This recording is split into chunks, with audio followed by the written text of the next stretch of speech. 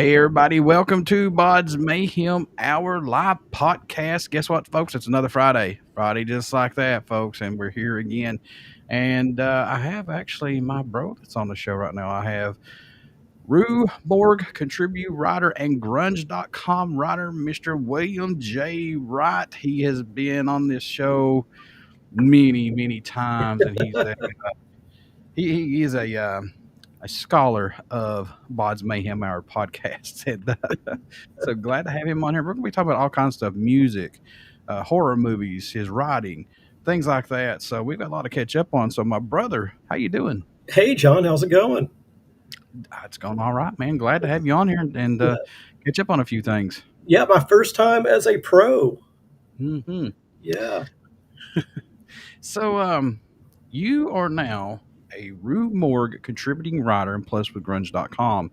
Yes. Let's talk about how all this came together because you were working with TV stuff, if folks don't know that already. Yeah, my day job. I've written for years, but right. My day job, how I actually, fed myself, my family, was worked at television. I worked for Scripps Networks, which was oh gosh, I just lost my mind for a second. Which was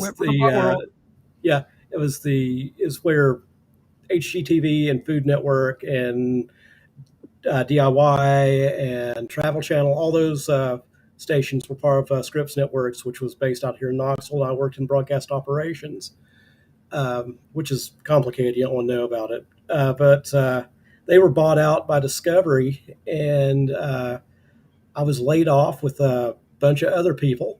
And my job went up to Silver Spring, Maryland, but I stayed here in Knoxville, Tennessee.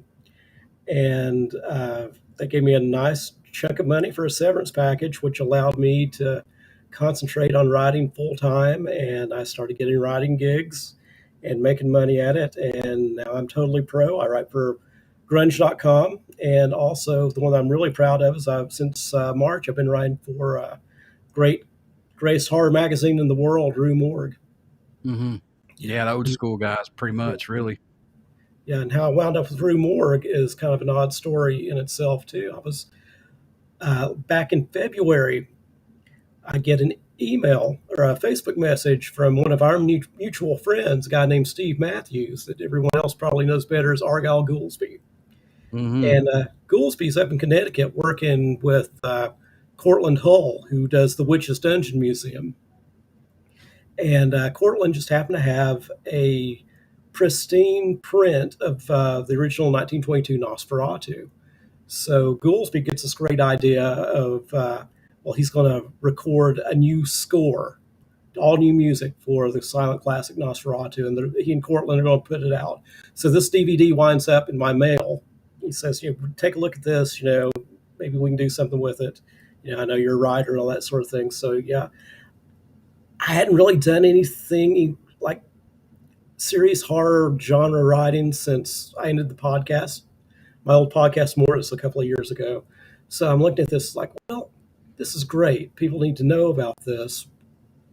I'm going to go for broke and pitch it to Rue Morgue. Pitched it. They wanted it.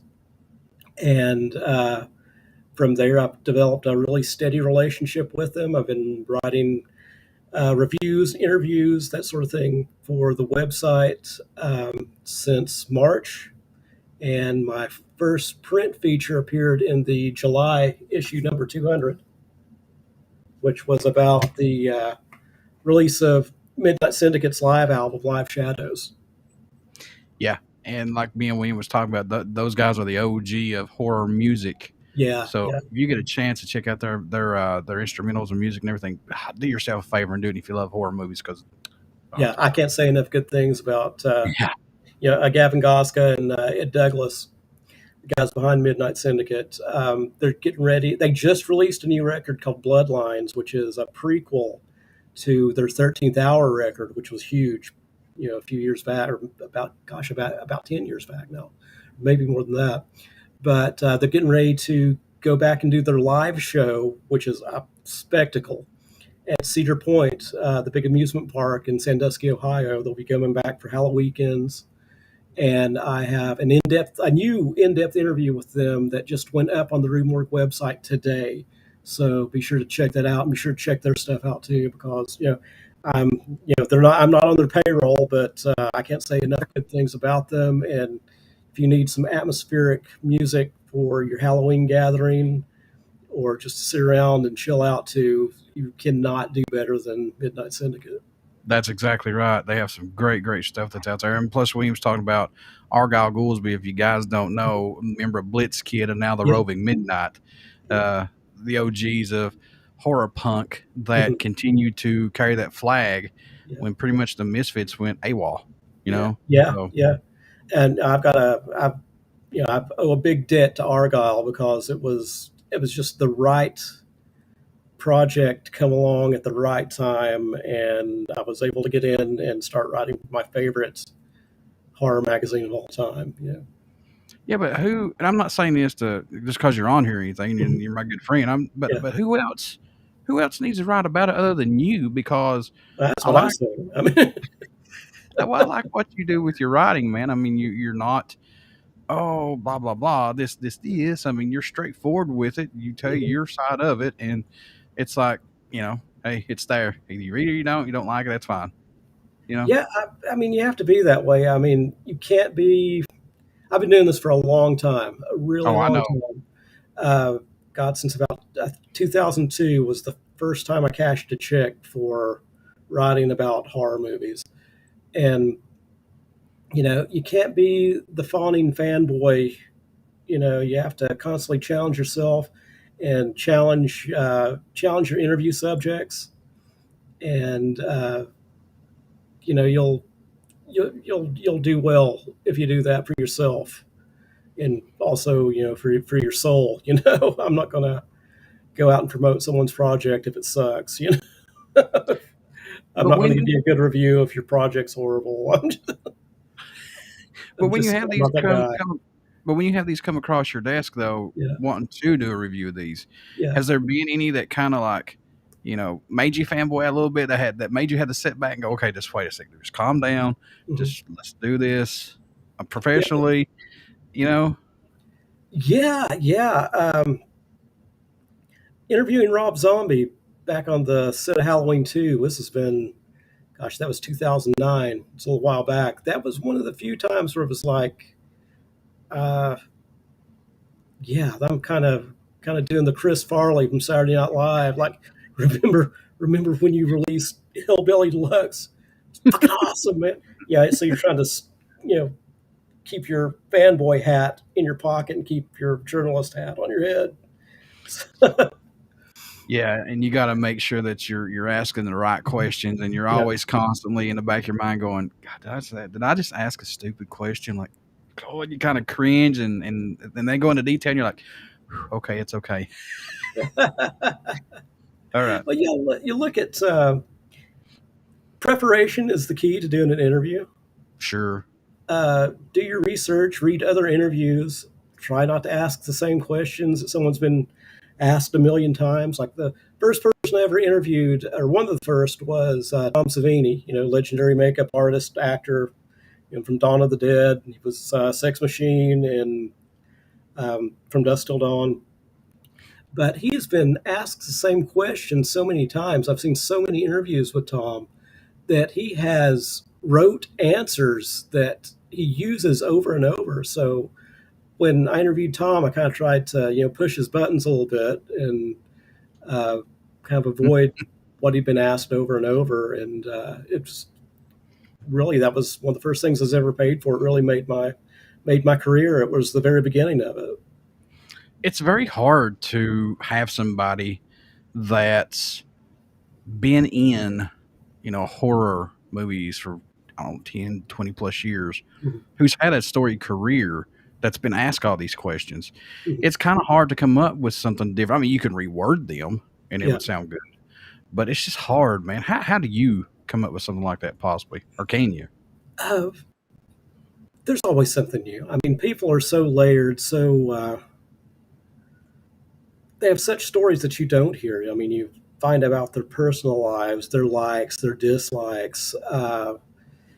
you find something in the film they've just worked on that you can relate to their life, and you ask about that. For example, I think it just came out. Neil Blomkamp, who did District 9, he has a new movie out called Demonic, which I recommend. Go see it. It's really good. I just interviewed the lead actress from Demonic. Her name's Carly Pope, and started out as a pretty typical interview, and then right in the middle of it, I dropped a question on her that really took her aback. I said, well, "How do you think? What are your feelings about how this film treats mental illness?" And Hmm. it's yeah, I mean, it was something that she could relate to personally, as I think a lot of people can. And it was a really different perspective on the horror genre and how it can relate to everyone, everyone's lives. It's a lot deeper than just scary stuff. I want to thank each and every single person that's out there in the chat room listening, and especially out there who's watching this, and especially the people who come back and watch the replay of this. Josh Crum, my buddy, he's in here. He's also a podcaster as well. I helped him get off the ground. Diary of the Hey, Josh. Madman, the ultimate Ozzy Osbourne podcast, fan podcast. There we go. Pretty cool. You got to check it out. You mentioned Ozzy Osbourne. I also write for a website called grunge.com. And over there, it's kind of like my little corner of Hollywood Babylon, where I get to do celebrity scandal and serial killers and the paranormal and UFOs and a lot of celebrity stuff. Like I just did. I didn't just do it. If you go to my page there, you'll see that I have an article about the late great Randy Rhoads, and also crazy stories people have about meeting Ozzy. So since Josh is such an Ozzy head, he probably would dig that. Check it out. I'll tell you this, Josh Crum and Dan Drago, they both know more about Ozzy, and I think Ozzy knows more about himself, because they could listen to Sharon talk about Ozzy, and then Josh would be going, I don't think that's accurate. I know for a fact it's not accurate, Yeah. So, Josh, here's you another guy to get on the podcast about Ozzy, because we knows his stuff as well. So, Josh wants to know, what's your thoughts on the rise of fan films, especially the Friday the 13th fan films, because there've been a lot of rise on this, man. When they're done well, I mean, they can really add to a franchise. I dig anything that keeps people creative and keeps people thinking. I'm not sure. I mean, it's something nice to use as a calling card if you want to go into film, I would imagine, because you generally can't make a dime on them because you're using someone else's property, which I've got mixed feelings on. But I've seen some that were really, really well done. I've seen some that have been really, really bad. But yes, and I think especially the Friday the 13th fan films and the Halloween fan films seem to be like the most prevalent out there right now. There seems to be tons of them of varying quality. But has there been any out there that's been fan made that should be taken on film, that's not even like anything remotely close to a remake? You know what I'm saying? Like a fan film of Friday the 13th or Halloween or The Ring or whatever. Has there been any out there that's caught your attention that really that you like? I really haven't seen enough of them to make a judgment. Yeah. But from what I've seen, there's a lot of well done stuff out there, and I'm not going to get down on someone for doing something creative. But again, it's like it's one of those things. Like I don't 100% get the value of it. I mean, if you want to put that much time, energy, blood, sweat, tears, and money into something, I would. Just speaking for myself, I would probably do something original. Yeah. Oh, most definitely. Yeah, but again, I'm not knocking those people who do that, who do the fan films at all. I think there's some great creative stuff in there. And if you're having fun doing it, God, more power to you. But there's been so many of it already done. I mean, I've got an idea, but I'm pretty sure it's already been done. But I'm not going to leak it out on here, folks, so somebody can take my idea and put it on YouTube and steal my idea and whatever. But I mean, honestly, everything's been done pretty much. So I don't. You got to be on your game. Well, I think there's a lot of people who are really hung up on 80s horror. True. It's fun, it was a fun era for sure, but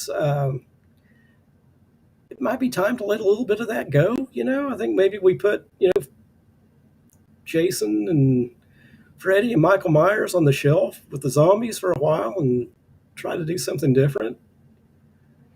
And I Yeah. think, and I think you're really starting to see that in a lot of independent and mainstream horror lately. There's really been a boom of really original, really gritty, really scary horror films in the last few years. I want to talk about this a little bit, but and we're going to talk about all kinds of things, and then we're going to be all over the place. Oh But yeah, for sure. this is what me and William does. This is our best thing we always do. So I want to talk about grunge.com stuff that you do, Yeah, especially the Randy Rhodes. I'm very interested in yeah. that because I'm a big Randy Rhodes fan. I know Josh Mhm. is. All of us are, and I think what happened to him was a true tragedy. Yeah, And without totally him, avoidable too. yeah, I mean, Yeah. his sisters, just from everything Mhm. I've read and seen, she's a beautiful person. Mhm. So Kelly, I mean, I've had Kelly on my show. Oh, you've Uh, had Kill on? yeah, and Cool, just cool. great people, man. And you wouldn't think that, and they're Yeah. just mind blowing. But what do you think that Randy, in your own opinion, Mhm. brought to music as a guitarist? Because me and Josh just talked about this a lot. Yeah. If it hadn't been for Randy, I think Ozzy would have been pretty much over. That's just me.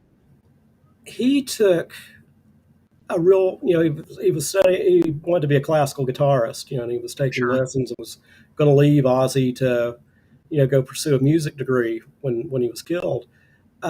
But I think what Randy brought, especially to Ozzy's music and to heavy metal in general, was this classical sensibility that fit with the genre, and he combined it with that kind of West Coast Eddie Van Halen flash that was so hot at the time, and to create something that is just definitively his own that everyone else has followed. He's the blueprint. After you either went one of two ways in the '80s, you went the Randy Rhoads route or you went the Eddie Van Halen route. That's true. Very true. And like I said, his guitar playing and what he brought to Ozzy, man, just God knocked it out of the ballpark so large, so large. Yeah. And I just wonder what they would be doing or he would be doing today if he would still be with Ozzy, if he'd still be just doing classical music or what. I Uh, think I'm certain he would still be with classical music, and I'm about 100% certain he wouldn't be with Ozzy. I'm sure Sharon would have fired him long ago. that's a good possibility. I know I saw where Zach is supposed to be going on tour with Ozzy. Ozzy's going to tour, but man, that's rough because he canceled all those shows before. I'd like to see Ozzy on tour, but Yeah, at this I've point, never I got to don't see know. Ozzy. Never got. Really, Yeah, never got to see Ozzy. I've got to see Ozzy. Yeah, that's Got to see him awesome. on the Ozfest tour, Oh, actually. right Well, on, right on. Ozfest. And Pantera was on that Ozfest that I saw too, and so was Static X. So Oh that yeah, was a monster one I saw. yeah. Yeah. Um, Go ahead. I'm sorry. Talking about Pantera, I was thinking about like one of the tours that I wish I had been able to see would have been the legendary White Zombie Pantera tour. Oh Back, yeah. yeah, that would have been amazing. Well, you also know that yesterday marked the final concert in Yokohama, Japan. There's 20 years ago that Pantera played their last final concert. Oh, really? Which The last. brings me back to Randy. Randy Rhoads played his last show with Ozzy here in Knoxville at the That's Civic right. Coliseum downtown. What? Got on the bus and drove to Florida and died in the plane crash the next morning. That is so crazy. Yep. So did you see that concert? Oh no! I was, That's right. You gosh, didn't see it. yeah, I would have been in elementary school when that happened. But Take me to see Ozzy. Let's go. I'm not. I'm old. I'm not that old. So I want to go down this route a little bit with you too. Again, Yeah. keep it on grunge.com, and then we're going to bounce back and forth. Okay. But Yeah. on grunge.com, man, Mhm. you were talking about earlier. Um, you dove into sightings in the New York Hudson Valley deal. Let's talk Yeah. about that a Yeah. little bit. What brought that on, and what information did you find out? Mm-hmm. That the Hudson Valley thing, like my work with grunge, some of it's assigned, and about half of it's assigned, and half of it I pitch myself. And the Hudson Valley thing was an assignment, and basically, what would you like to know? You want a background on it, or I know that they had. I saw this on YouTube, and people were yeah, pulling off on the side of the road because they saw this up in the sky. And I mean, yeah, it's not just one person. That's the yeah, thing about it. Multiple people were reporting the same thing. yeah, for a So while. yeah, Uh, back same in place. back in the early '80s in the Hudson Valley of New York, up there through through Tarrytown and the whole Hudson Valley region, upstate New York. Uh, there were these sightings of large triangular and boomerang shaped craft, like the size of football fields, that were seen by literally thousands of witnesses over several nights and several years. And unlike the typical UFO sighting, it wasn't just a few seconds and you don't see it again. These things made their presence known for hours at a time. And also, in that same area, it's an area called Pine. What is it? Pine Bluff. Yeah, Pine. Yeah, oh, Lord, I'm getting tongue tied. Yeah, Pine Bluff. yeah. That's It's right. been a while since I wrote this one. Uh, Author Whitley Strieber's horror author wrote Wolfen and The Hunger, which were both made into movies back in the '80s.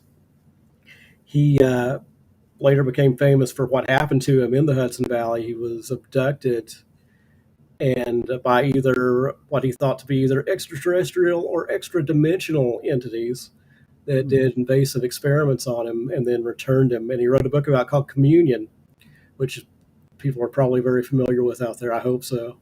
If you haven't read it, go read it. Judge for yourself whether you think it's true or not. It's a very interesting book, and film was made of it, starring Christopher Walken. It's also called Communion.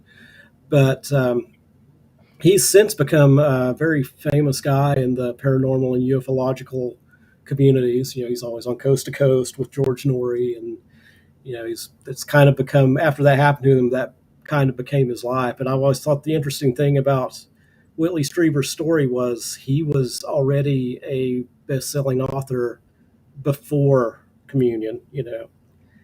He'd had movies made out of his books. It's like, if it's not true, why would he need to draw attention to himself this way? He's already a Right. good writer, capable of writing a bestseller. So, you know, I'm one way or the other. It's an interesting story. So what's your take on it though? Do you kind of believe in this or no? Because I mean, it interests me very much because why are you saying if it ain't true? Yeah. What does Kurt Russell say in Big Little China? A man would have to be some kind of fool to think we're alone in this world. That's true.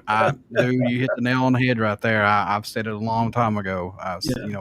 All these things are coming out, and not just one person seeing. There's multiple Yeah. people seeing in the same place. I mean, come on, you can't call them all liars because it's right there, folks. Hmm. You know, I understand that some things can be explained, and it's like when I was in paranormal, I told everybody it's like everything's not paranormal. Some things can be explained. Yeah. Yeah. You just have to take a step back and say, this is what is real. Hmm. This is what I can't explain. Yeah.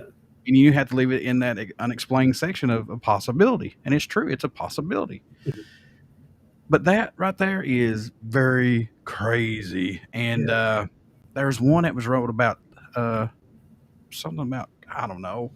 Lord, now I'm having a brain fart, dude. Was it one of Uh, mine?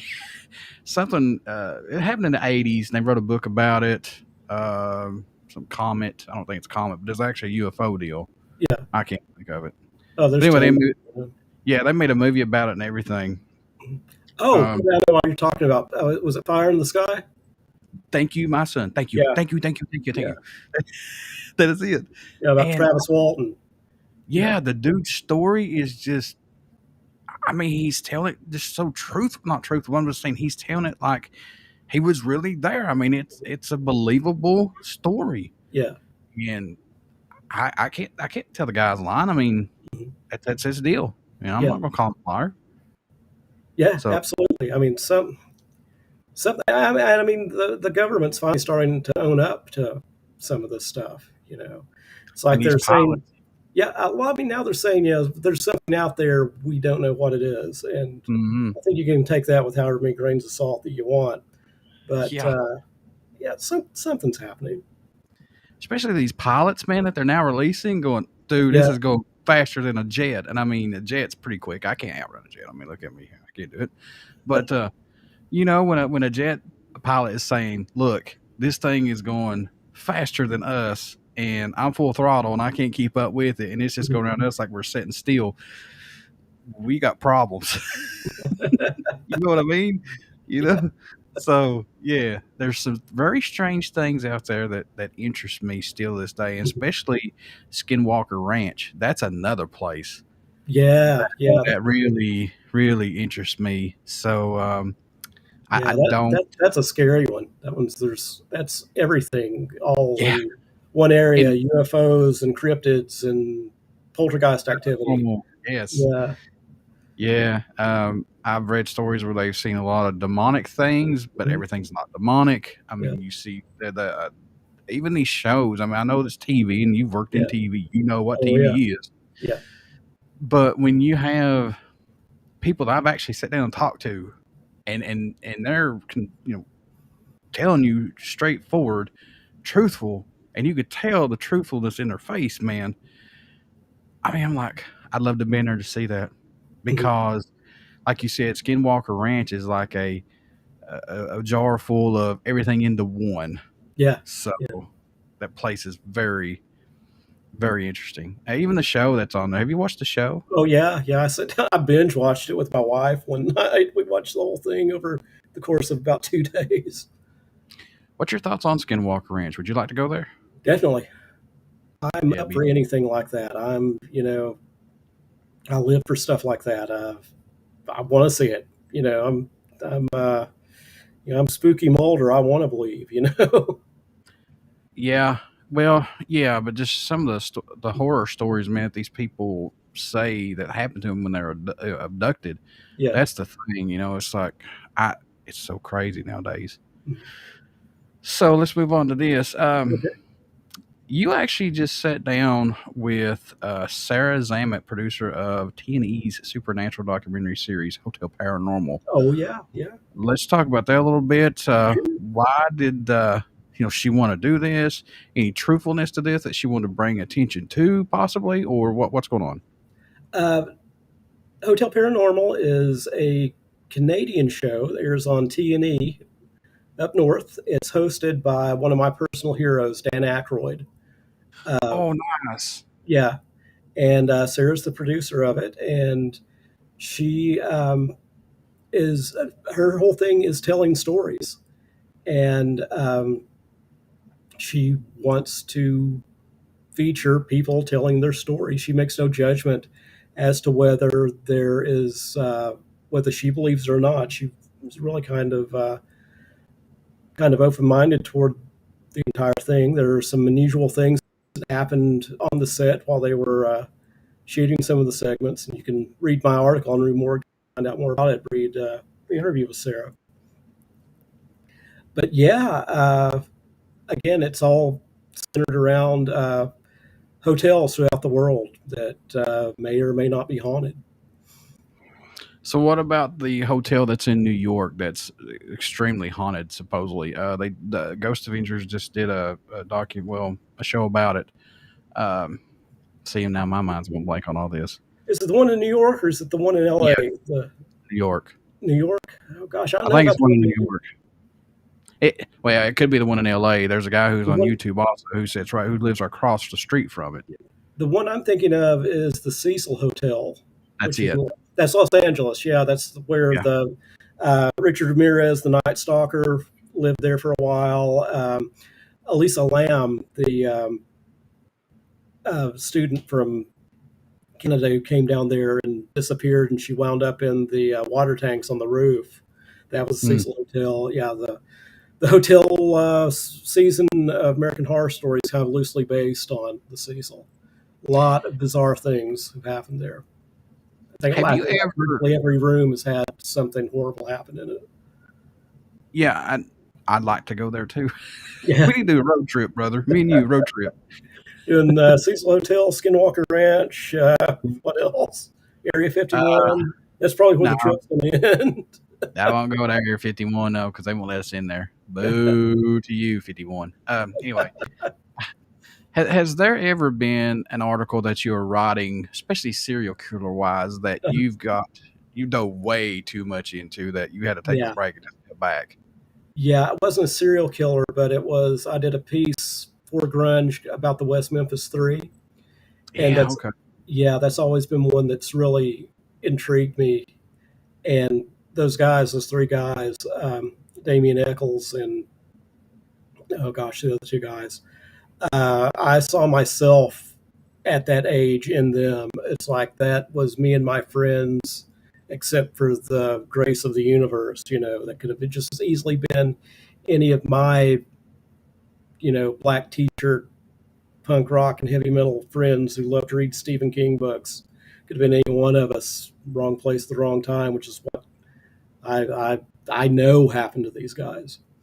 And we forget about what the actual crimes were because we get so hung up on all the celebrity attention that the three got while they were in prison. But this was the murder of three children, three schoolmates, all under the age of 10. Yeah, it's a Horrible. sad story. Sad story. Yeah.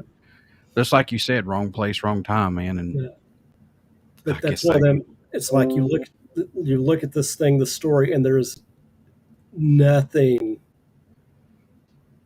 good about it except the guys finally got out. The three got out, and even that, I mean, was kind of a face saving measure on the part of the state of Arkansas.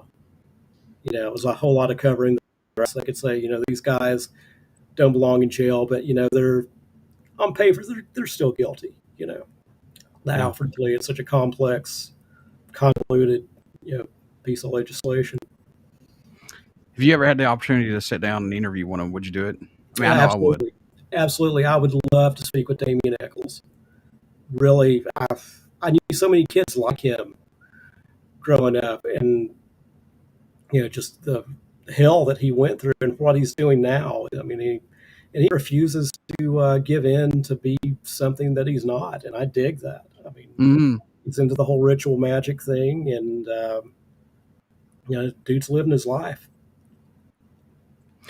What was your thoughts on, man, getting to write a piece on our favorite band, the Misfits, man? When that come across, what was your thoughts about it? Like, That was the one I kind of got some crap. That one, the Misfits. I'm a super fan. Have been for years. Been listening to them since the '80s, and as you can sure. see, Fiend for Life, Crimson Ghost.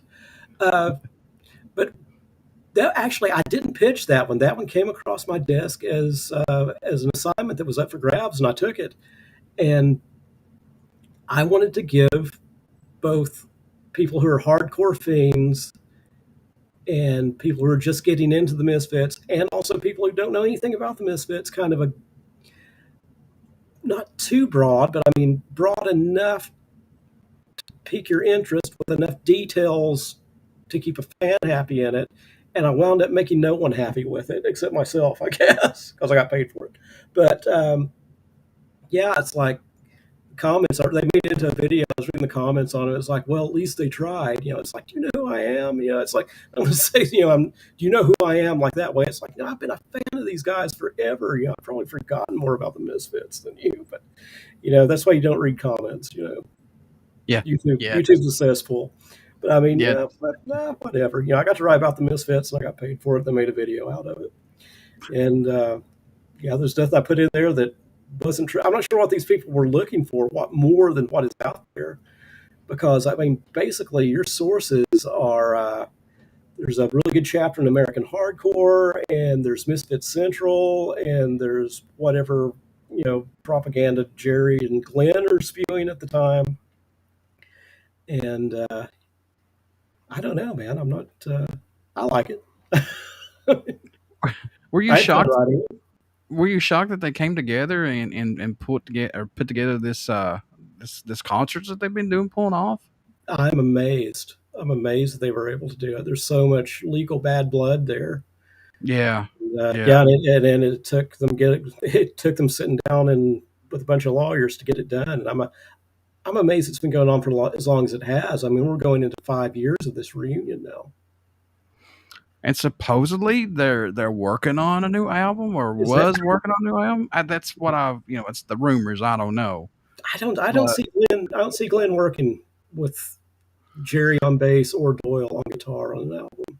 would you really want to see a Misfits album, a new one though? Would you think it'd be truly a good Misfits album? Honestly, Again, I love the Misfits, but I think it's one of the things I want to fondly remember rather than see true. them do something horrible, which is always within the realm of possibility. Failure is always an option. So you sat down with the legendary Takashi Taka- Shimizu, yeah, yeah, Takashi and Shimizu. Yeah. you talked about Blood-Borne terrors of Howling Village. Let's talk about that a little bit, man. I know they're working on this or they're getting ready to come out with this. How was It's that out, interview? or it's let's see, it's out in Japan. It's been out in Japan. I think it's just come out here, but it's part of a trilogy. The second one is also out. It's about the suicide forest village, and then he just finished up the third one, or he's working on the third one, about to wrap up on it.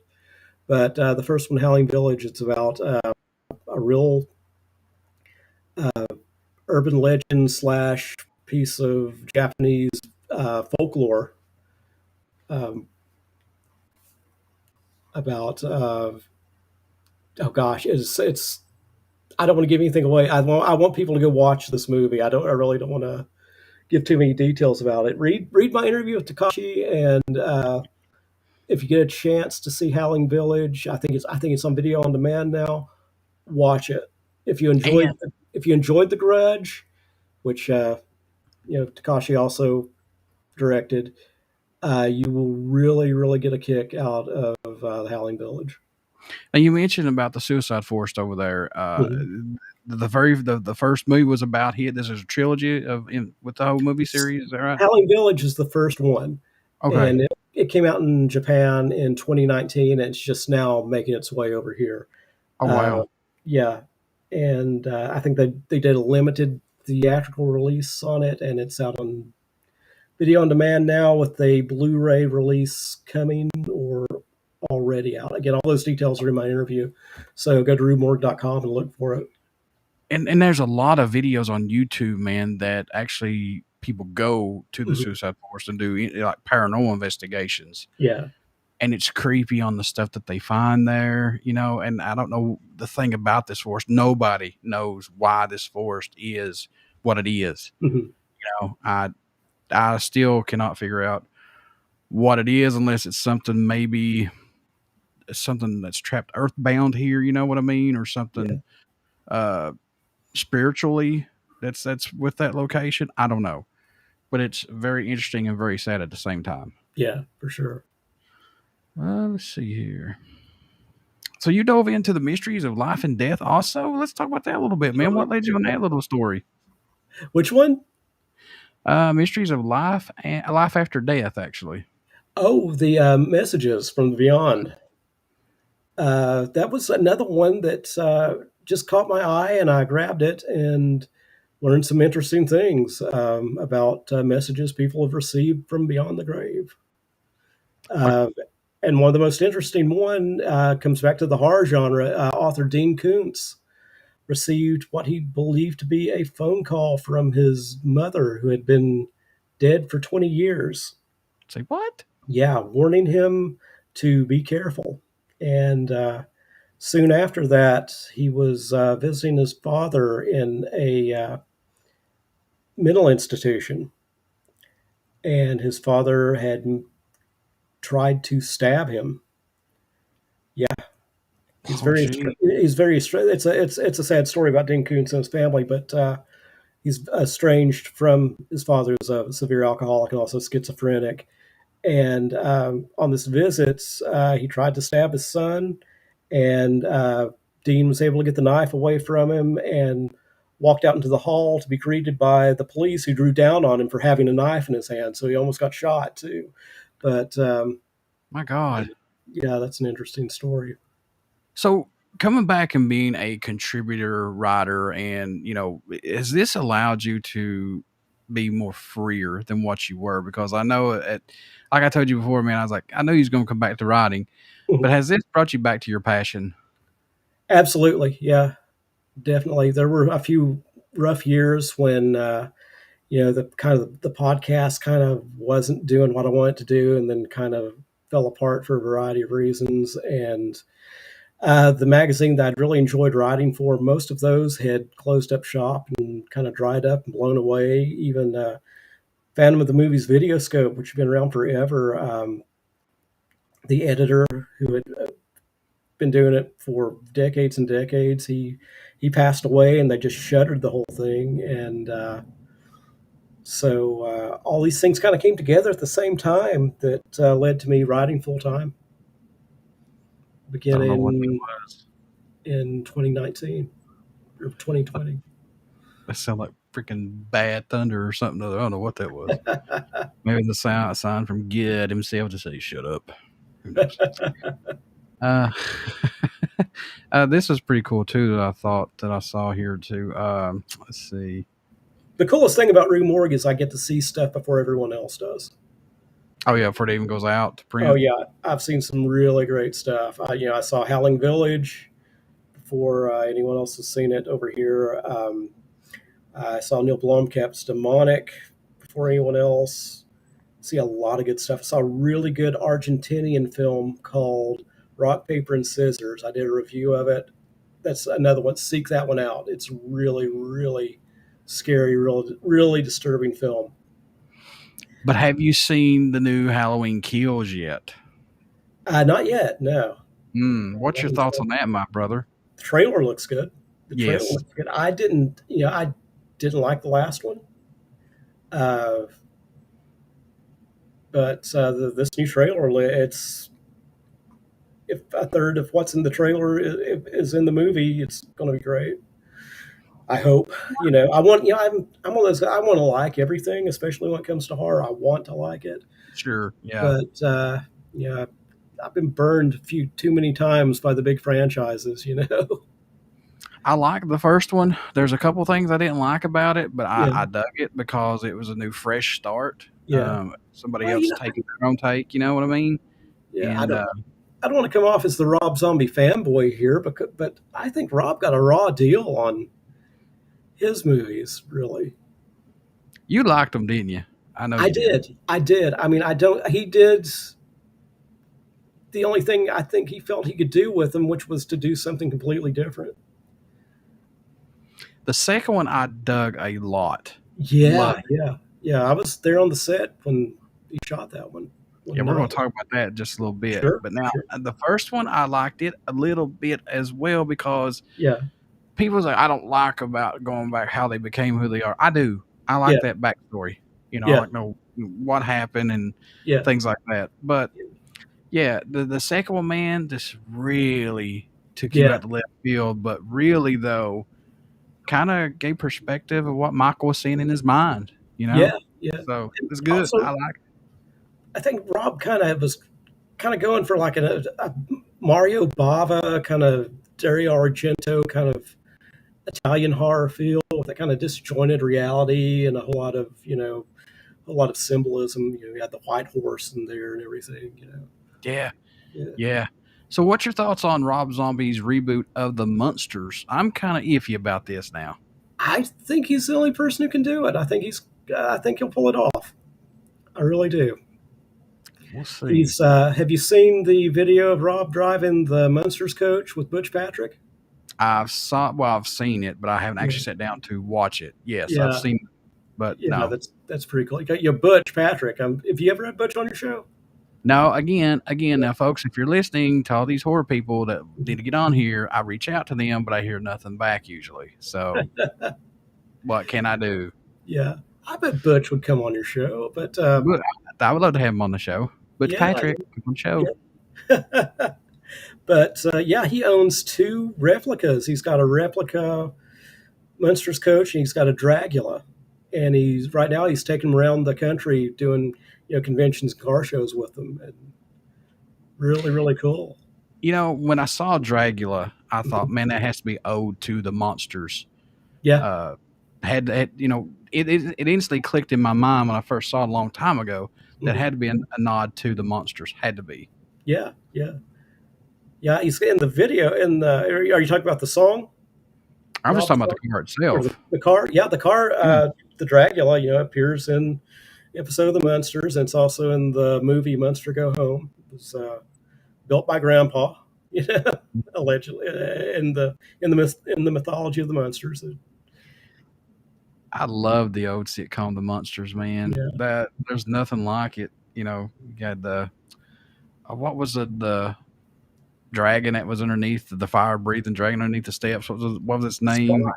Spot. Yeah, Yeah, Spot, come down. Yeah, yeah. I mean, it was. You had Lily, and then you had Herman, who Mhm. Fred was it Fred? What was his last Fred name? Gwynn. Yes, Fred he Gwynn. absolutely played Herman Monster to a T, and seeing him in Pet Cemetery Yeah, yeah, was kind of like, oh no, not yeah. Herman. He was a hell of an actor. He was a great He actor, as you can was. tell from Pet Cemetery and from other things that he did. But he kind of got typecast after being Herman Munster, that really really popular, beloved character, and it really kind of took its toll on his career for a little while. Now, correct me if I'm wrong. They are doing a remake of Pet Cemetery, or is it already out? Just I went to guess. DVD or what? Oh, geez, they did one, did they? I I don't. think, yeah. Yes, yeah, they did do one a couple of years back, I think. And it went straight to DVD, right? No, no, it got theatrical release. Hmm. Yeah, I need to put probably it out. went straight to DVD. Well, I've not got to see that one yet. I was asking you because I thought that was correct, but I just didn't want to make a fool of myself. No, no, Wouldn't I be, understand that. wouldn't be the first time Yeah, though. yeah. If there's something that I like, I want to give everything a chance. But there's some things like I'm going to avoid a remake. Yeah, I'll definitely check out the Monsters remake by Rob Zombie for sure because I'm a Yeah, Monsters fan, yeah. and So we'll see how that Munster or goes. Adams family, which side of that argument do you come down on? Do what now? Which side of the Munsters versus Adams family debate you come out down on? Oh God, that's easily the Monsters. Really, really. Yeah. I waver back and forth. Right now, I'll say I'm an Adams family guy. Mhm. Next week, I might say I'm a Munsters guy. I just did a big article on the Munsters for grunge, and currently I'm working on one about the Adams family. See, man, they're both good, but I'm a Monsters fan. Yeah. It's See, just the thing about the Adams family is it's been able to maintain its longevity and its popularity, largely I think because of the two movies in the '90s, exactly, the Raul exactly, Julia, Angelica Houston movies, and they were which were, good. oh God, yeah, yeah. I think the second one's even better than the first one. Yeah, they're so good. They always think they got money. They're Yeah, loaded. yeah. Think about those cartoons, the Charles Adams cartoons that became the Adams family. Those go back to 1938. I think the first one appeared in the New Yorker. So the Wow. Adams family has been going for a while. Let's see here. What was your thoughts on these passings that we've had here lately? I mean, we've lost Charlie Watts from Rolling Stones, and Joey Jordison from many bands, including Slipknot. Yeah. You've had Rusty Gibbons, or Dusty Hill. I'm sorry, Dusty Hill. Yeah. And then you had Mike Howe of Metal Church. I mean, and then we have Jeff LaBar that passed Mhm. away. That was with Cinderella. I Yeah. mean, all that happened in 2 weeks, 3 weeks span time, man. How Yeah. crazy. Yeah. That is crazy. And, Marilyn Eastman from Night of the Living Dead just She passed away died. too. Yep. Yeah. Just a couple of days ago. God, who else did we lose within the last few years? George Romero's gone. Um, my good friend Sid Haig is gone, which Yeah, that Sid's one, gone. yeah, that was really hard. Sid was a friend of all the celebrities that I've met. Had a friendly relationship. I can say that Sid was my friend, and I miss him horribly. He was a very cool guy. I got to meet him and sit down with him at the shall I say Oz, Jesus Scarefest, Hmm. and he did an interview with me. Yeah. So it wasn't video interview, it was just audio interview. And he was very, very nice. And he was kind of took back when I asked him a question out left field. Like, I said, I how was it working on the set of the Dukes of Hazzard compared to what you're doing now? And he's like, oh my God. He's like, no one's asked me that in forever. So Sid Haig, he did other stuff than other than Rob Zombie films. So Oh, you need to check. go to IMDb and look at Sid's Yeah. list of credits. He did everything from Star he Trek. did Star Trek. He did a James Bond movie. He's in Live or Let Die. He oh gosh, every '70s cop show you can imagine he was on it. Just about. Yeah. Yeah, Yeah. Yeah. It kind of shocked me when I saw the Dukes he's of on the A Hazzard. Team. Yeah. Yeah, Yeah, he was. yeah, he It did just everything. flipped me out because I saw him, like you said, on everything when I went to IMDb before I went down there. It's a Yeah, long time ago yeah. Do because you I know was what interested. Hmm? do you know what he did when he quit acting for a while? I want to say he did a clown, if I'm not mistaken, but I'm No, probably no. wrong. He took a course in hypnotism and became a therapeutic hypnotist. Really? Yeah, he did. Like I said, he mostly did was like smoking cessation. Helping people quit smoking through hypnotism. That's so cool. Yeah, yeah, So he's such cool. a cool guy. Yeah, Yeah, and we lost him suddenly. I mean, he wasn't. yeah. He didn't get sick. He was in poor health for a couple of years, and you could he'd been losing weight rapidly, and then he had an accident. He had a fall that he just never really recovered from, and that I think it was complications after that is what really took him out. But as far as specifically what was wrong with that, I don't want to know. I don't. I, Right. Right. yeah. Now you said I haven't been able to watch the last Devil's Rejects movie, the Three from Hell. I haven't been able to watch it yet. it's tough. Yeah, It is when you're close to somebody and good friends with, you just have to set it aside for a while until you can yeah, just move on. You know what I mean? It's hard, yeah. very hard. Now you said you were on the set of Rob Zombie's Halloween 2. Halloween 2, yeah. So let's talk about this. Okay?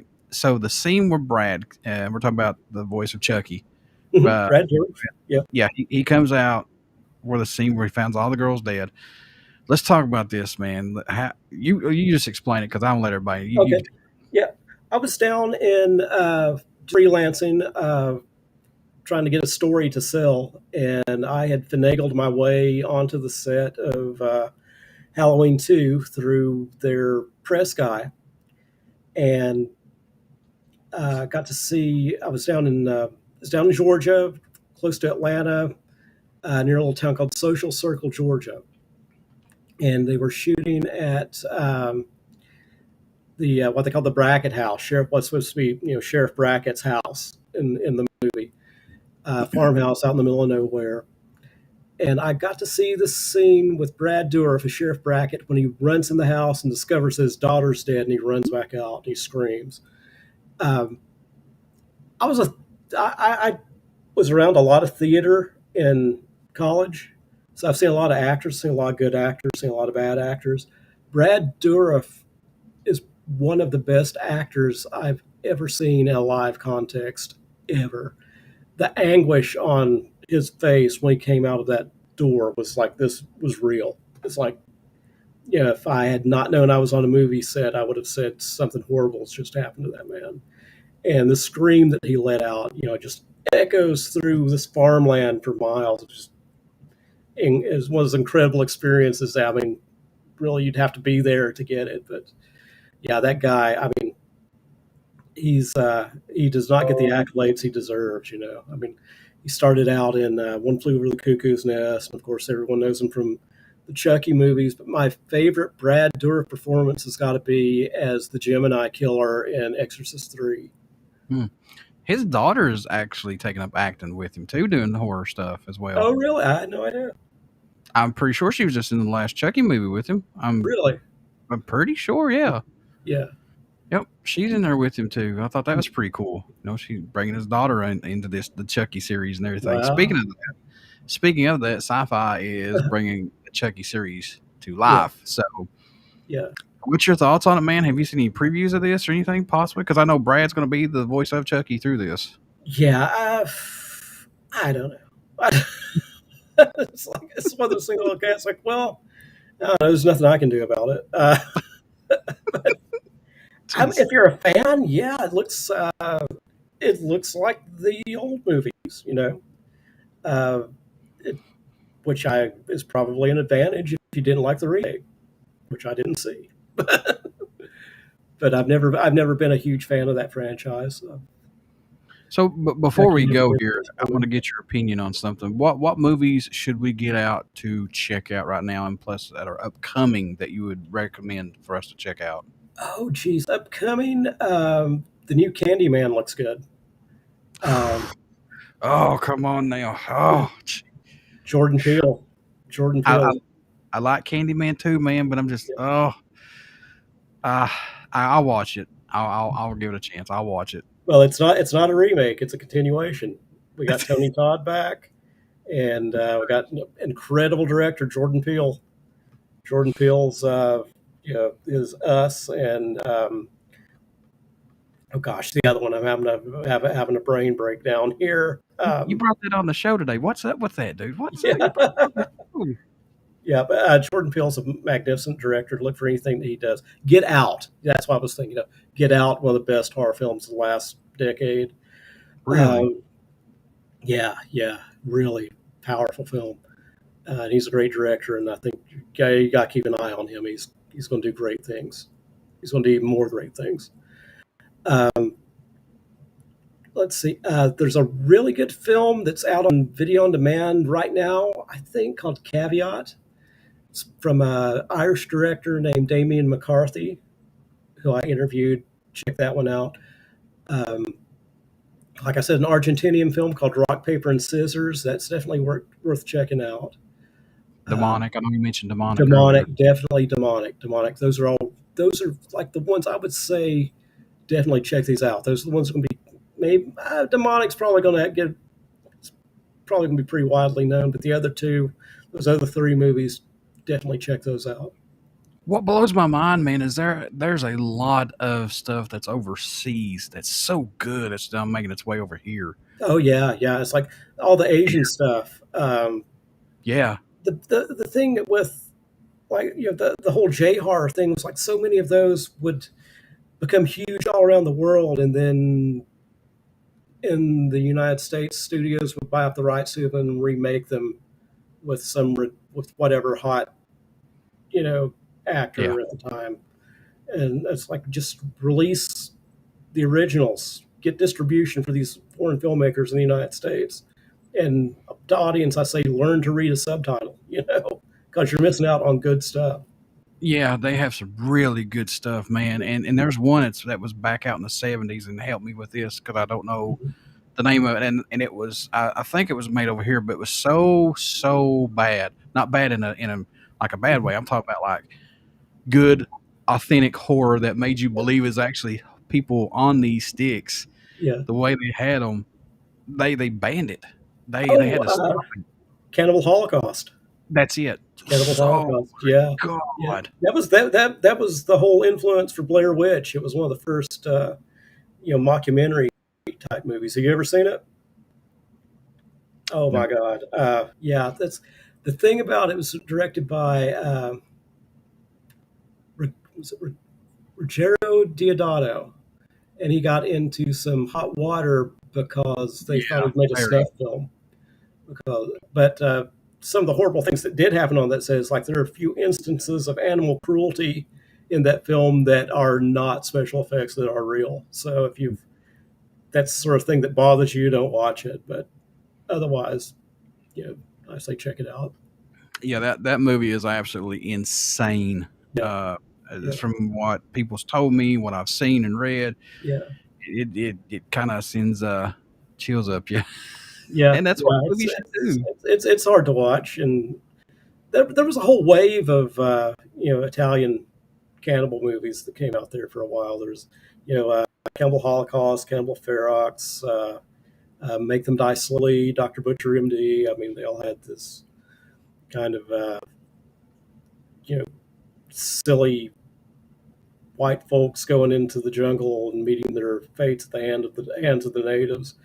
And of course, Eli Roth did Green Inferno, which is kind of his take on that whole subgenre. My brother, how can folks stay in? Well, what do you got coming up here, recent or upcoming that everybody should take a look at? Well, I'm getting tongue tied now. What have you done to me, William? Got my newest in-depth Midnight Syndicate interview that dropped today, which is all about mostly about their live show and about their new release, Bloodlines. Um, I have today also just came out today for grunge.com is an article on Casey, the sleeping prophet, which if you don't know that story, go look him up. Very, very interesting individual. And coming up, just keep your eye on RueMorgue.com and Grunge and my Facebook page. So, as always, I love having you on here. Love having you on here to talk about horror stuff, movies, music, stuff like that, because we're all over the place. And we're probably going to have you back on here again. I'd love to. Yeah, definitely. Anytime. Yeah, we're probably going to do like a Halloween roundtable discussion. Yeah. We'll have a bunch of people in here talking about Halloween stuff. And movies. I'm there, man. I'm there. You can't keep me from doing it. So, how can folks stay in touch with you? Keep up with all your stuff. I know grunge.com, and you can do ruemorgue.com, whatever. And just if they want to get you on the show, how can they do that on their show? You can find me on Facebook. I am that William J. Wright at Facebook. On Twitter, William J. Wright 7.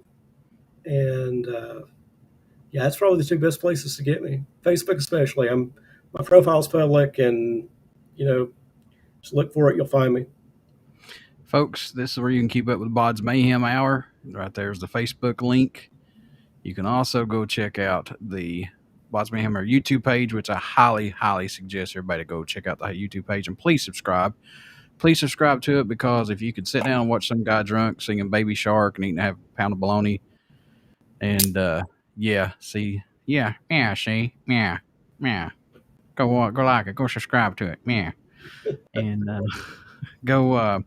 There's the Facebook page for BODS Mayhem Hour, and here's the Twitch, and then there is the Twitter. No, it's a podcast site. What happened to the Twitter site? Who knows? I'll put it back up there. But anyway, thanks for being on here, man. I appreciate it so much. And thanks for having me.